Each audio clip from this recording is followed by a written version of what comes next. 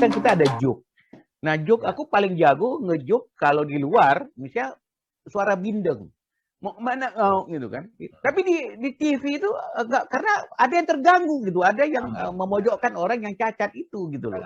Nah, itu kan zaman itu aja sudah kita jaga tata keramaian seperti itu.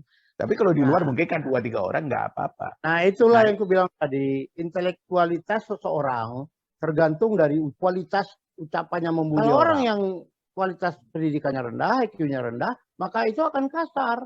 Tapi kalau udah levelnya tinggi, coba tengok aja bedanya. Kalau lawak joke yang dari barat dengan joke kita, joke zaman dulu tuh kan mau dicari Chaplin, slap apa, slap stick itu apa itu.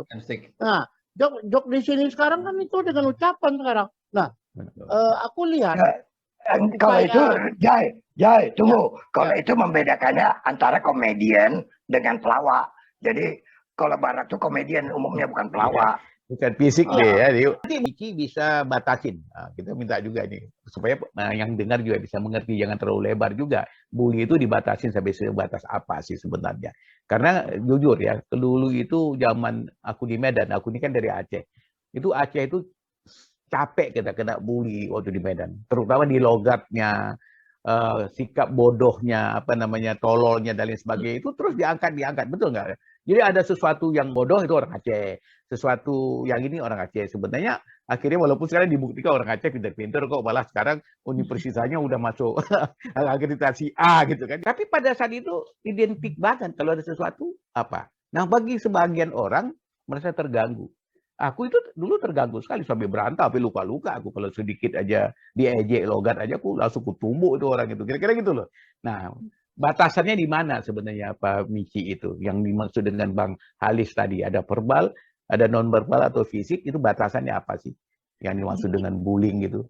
Iya, jadi sebenarnya sekarang semakin berkembang. Kalau dulu mungkin dianggap kalau yang bully tadi hanya fisik saja, kemudian verbal juga. Sekarang berkembang sampai juga misalnya sampai ke yang tadi cyberbullying. Itu nggak tahu kita kenapa tiba-tiba anak kita bunuh diri.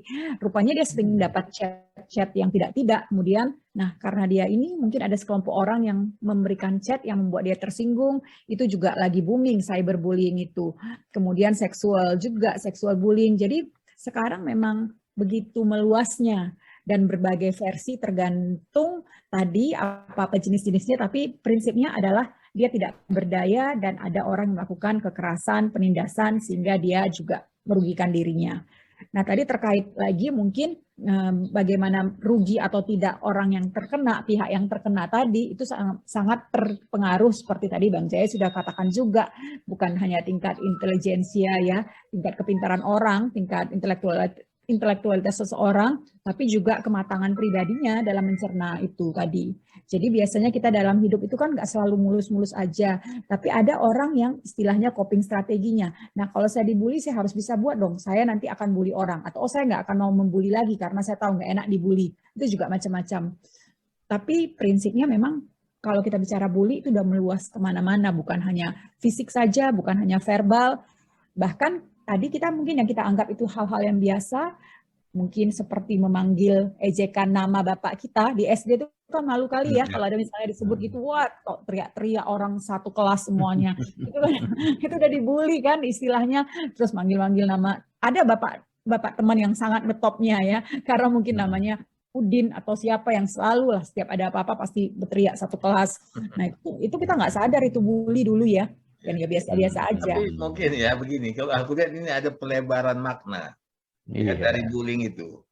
Nah, aku tadinya berpikir begini, bullying itu adalah ucapan-ucapan ya, seloro-seloro ya, yang disampaikan dengan menyindir dan tadinya berniat lucu, bullying. Tetapi kalau sudah ada fisik, Bang, itu ngajak berantem, Bang Halis. Ya itu ku batasi di situ. Kalau sekarang senggol kita itu berantem urusannya.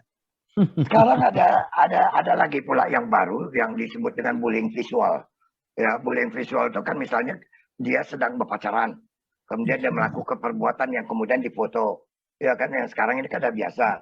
Cuman ini kan di-share kan begitu. Ini kan juga bullying juga itu Prof Miki ya. Ya, akhirnya kan yang membuat dia tak tahan itu yang berakibat bunuh diri atau perebutan pacar yang apa itu kan terjadi itu ya, kalangan perempuan itu kan biasanya begitu. Tapi aku Terjadi. rasa kita salah ya, Michi. Sorry, memaknai bullying itu. Aku rasa bullying itu nggak sampai ke sana. Aku ya, secara pribadi, bullying itu adalah ucapan-ucapan, tidak fisik. Karena udah fisik, itu tadi gue bilang, Bang, memang mau cari masalah ini orang. Jadi jangan Jadi dianggap- gini Ari, makanya gini, yang kau bilang tadi mungkin beda juga dengan pandangan aku ya. Misalnya Iya. contoh seloroh. Berarti kan dia tidak punya niat untuk mendiskreditkan orang itu. Tidak ada niatnya karena dia berseloroh kan. bikin Tetapi- lucu lah, bikin lucu. Iyalah, tapi sekarang lebih banyak kulihat kalau bullying itu lebih diterjemahkan dan punya niat untuk memojokkan orang. Nah, bahkan itu terbawa dari lingkungan, dari mulai dari rumah lah. Misalnya anak ini terlalu dimanjain, anak orang kaya, punya banyak orang, punya teman. Nah, dia mau jadi sok-sok, jadi jagoan datang ke suatu apa. Kalau maunya dia apa, anak itu mau disiksa, dia apa, dia dengan kelompoknya melakukan satu tindakan yang dimaksud dengan Michi tadi ada powerful. Dia punya kekuatan itu untuk memojokkan orang lain, walaupun orang itu tidak bersalah. Jadi bukan lagi seloroh, tapi sudah niat. Nah, maka disebut bullying. Nah, ini menurut pandangan aku. Makanya perlu pelurusan ini. Gitu. Itu makanya aku teringat tiba-tiba mendadak ya, terus di waktu masa kecil dulu, itu waktu SMP lah ya. Aku dengan sekelompok kawan gitu. Jadi ada di antara kawan kami itu satu yang lemah. Ya, misalnya kalau kita mau berenang terjun dari atas dia nggak berani. Jadi kita tadi mau bikin dia berani gitu. Jadi kita lagi main ayunan. Dia nggak berani main ayunan itu tinggi-tinggi. Jadi orangnya udah meninggal nih, tapi nggak apa-apa lah. Cerita aja. Kami ikat dia di ayunan tuh. Terus kami lambungkan setinggi-tingginya. Kita nggak peduli dia teriak-teriak. Nah, tujuan kita waktu itu mau bikin dia berani. Ya, dan jadi bahan tertawaan. Tetapi rupanya itu sangat kita sesali kawan-kawan. Begitu dia selesai itu, kita buka ikatannya, tidak bisa lagi dia jalan. Pulang ke rumah dia sakit 1 bulan. Itu bully. Itu bully itu. Nah, itu yang membuat kita, Bang, ini bully yang kelewatan. Dia main-main jadi sungguh hati. Makanya bully itu, apakah bully itu niatnya tidak baik atau bully itu kayak kau bilang, punya niatnya baik. Mana yang benar itu? Kalau selama ini kan konotasinya itu kan ada stigma terhadap bully itu jelek aja gitu loh. Itu gimana itu? Sepertinya itu yang dilakukan tadi bukan bully ya, karena niatnya supaya kawan jadi berani ya. Betul. Sebenarnya kalau kita bicara lagi dalam bullying itu dalam bahasa Indonesia itu sebenarnya segala bentuk penindasan atau kekerasan yang tadi sekali lagi dilakukan oleh orang yang lebih berkuasa atau lebih kuat dengan tujuan menyakiti, dan itu dilakukan cukup terus-menerus, cukup sering, reguler. Jadi ada tujuan menyakiti. Kalau yang dikatakan Ari tadi itu kalau saya dapat menangkapnya itu sebenarnya itu excuse, ingin memberanikan diri. Padahal menyiksa dia itu. Penyiksaan itu kan. Jadi kita mempermainkan dia. Ada penyiksaan di situ kan gitu. Ya, itu tergantung ini Bang. Kalau bicara begitu kan tergantung niatnya. Nah, itunya apa? Misalnya contoh ada orang kan nggak bisa berenang, didorong ke kolam renang biar dia berusaha, tapi lama-lama resiko bisa mati tenggelam dia. Kira-kira yang gitu kan.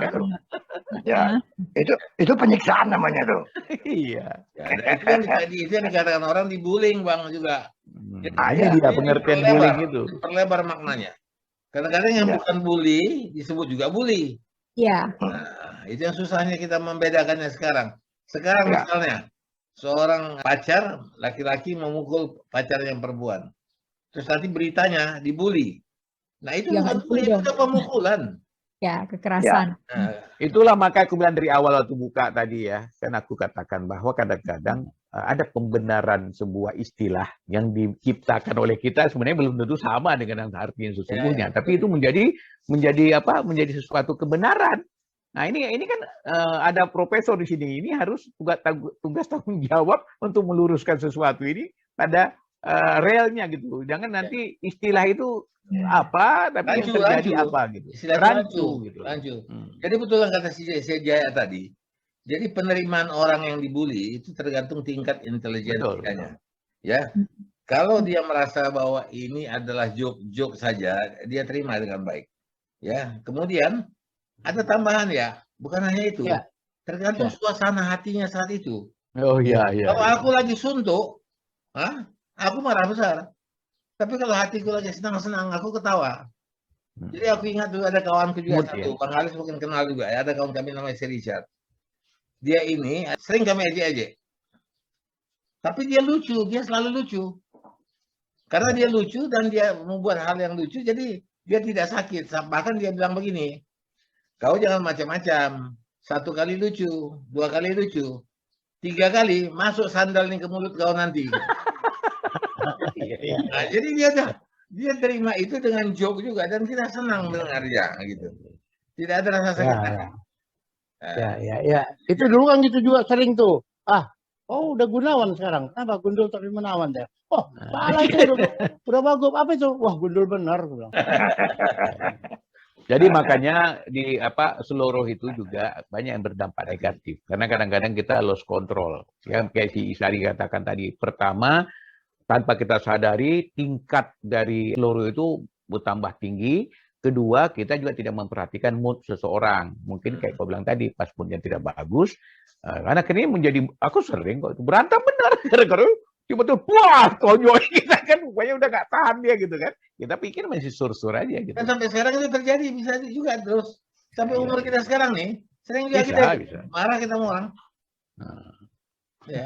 Terutama kau ya. Kalau aku menganggap bullying ini, kikian ini, itu kemampuan kita memukul balik, kita dianggap orang begini ya terima aja. Dan bagaimana kecepatan otak kita berpikir membalaskan dia dengan kata-kata yang lebih, artinya yang levelnya tergantung level pembuli dan dibully ini di mana otaknya. Kan itu Jai, kan kau bilang tadi masalah intelektualitas, masalah nalar, masalah itu juga tidak sepenuhnya sepakat aku. Karena gini, pada saat bully dengan cara verbal, itu untuk membalas yang kau bilang tadi itu dibutuhkan orang yang punya kemampuan bicara.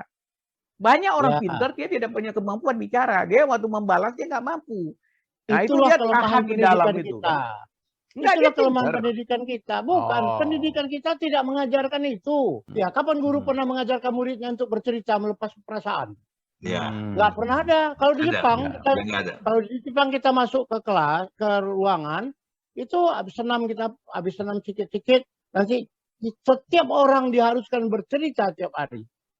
Terserah ceritanya mau apa. Oh tadi aku lewat naik tram, salju besar kali, terpaksa begini. Itu cerita. Dari SD kita tidak pernah diajarkan. Coba aja tengok kalau kita ngajar.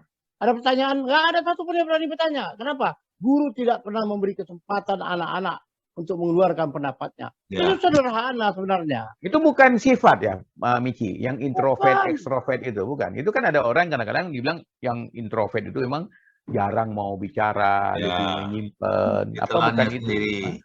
Bukan itu? Tapi sekarang memang kalau kita lihat playgroup sekarang udah sering anak-anaknya disuruh storytelling. Jadi disuruh itu dia menceritakan hal-hal mungkin apa yang terjadi hari ini pada saat sarapan bersama orang tua, tentang my pets, binatang saya, dan itu mungkin di sekolah-sekolah internasional kita lihat sudah mulai ada ya yang seperti itu. Storytelling sama orang kita tidak ada. Cuman itu guru yang tahu. Tanya kau ya. Beda loh sekolah negeri sama enggak. Jadi itu di psikiater disebut apa itu? To express your feeling ya? Ya, karena mungkin ada perbedaan nilai. Mungkin dianggap guru-guru tanda petik guru-guru negeri dulu, aku yang ngomong, guru itu lebih otoriter, anak-anak nggak boleh, nanti ada saatnya bertanya. Tapi kalau sekolah-sekolah internasional, kapan saja mungkin boleh you can raise your hand. Kalau yang kurang jelas, mereka berani mengekspresikan. Ini yang guru siapa, yang ngatur siapa, kan sering gitu ya mungkin guru untuk menutupi keilmuannya bertindak secara otoriter. Itu yang salah sehingga anak-anak kita takut bertanya apa yang kau baca mungkin profesor cerita kalau sama dunia pendidikan sekarang, storytelling, bagaimana mengajak anak-anak jalan-jalan, bagaimana menceritakan apa yang dilihatnya, itu yang tidak dimiliki oleh guru-guru sekarang. Dari mulai TK itu nggak dijalankan. Akibatnya apa? Udah besar anak, bercanda pun malah baca itu gurunya itu. Ya tapi tanggung jawab orang tua juga ada. Jangan juga kita melimpahkan semua ke guru itu. Karena aku lihat ada aja pengaruh kemarin ya, contoh di keluarga aku aja. Itu cucuku itu sangat diini sama orang tuanya. Ini tidak benar, ini jelek, ini bagus gitu kan. Itu terus ditanam. Nah pada saat dia di playgroup, TKA lah namanya. Dia lihat temannya yang bersikap yang salah. Dipukul ya Mas. Jadi sampai kita dipakai. Kenapa? Kenapa mesti di ini? Ya, saling tendang dia Abu Syik gitu. Kenapa? Mamer apa gitu. Jadi merasa ini nggak bagus sikap seperti ini. Ini juga bahaya kan kalau seandainya tidak terkontrol. Nah, dalam sistem pendidikan kita ada nggak tentang ini? Kita nggak ada. Saluran berbicara itu tadi terus. Ya.